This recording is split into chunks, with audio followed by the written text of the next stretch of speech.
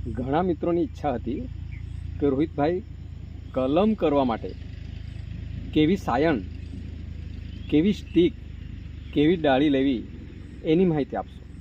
મિત્રો, કોઈ પણ એની કલમ હોય કે જે મધર પ્લાન્ટ હોય, જેના પર ફળ આવવાના સ્ટાર્ટ થઈ ગયેલા હોય, એવી કલમ પરથી જ તમારે નવી કલમ કરવા માટે ડાળી લેવાની હોય છે.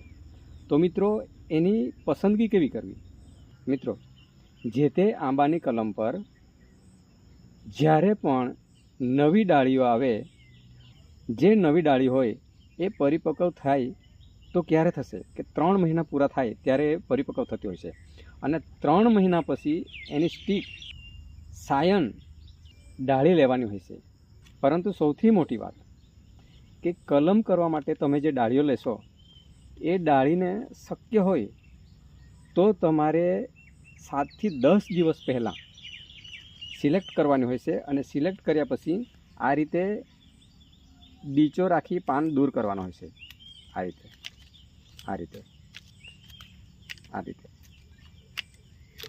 આ રીતે.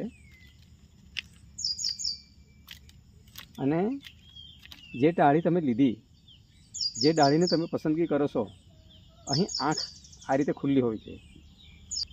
મેં થોડા દિવસ પહેલાં આ ડાળીને આ રીતે સિલેક્ટ કરેલી છે.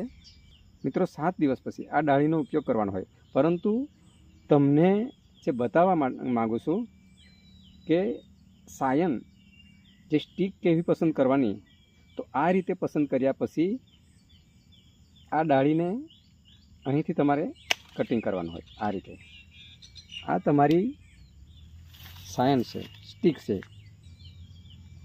મિત્રો, 1 અઠવાડિયા પહેલાં તમે ચોઈસ કરીને આ રીતે એના ડીચા રાખશો અને પાન દૂર કરેલા હશે તો આ જે ડીચા ખરા એ તમારા ઓટોમેટિક આ રીતે કાંઈ કરવું નહીં પડે, નીકળી જશે.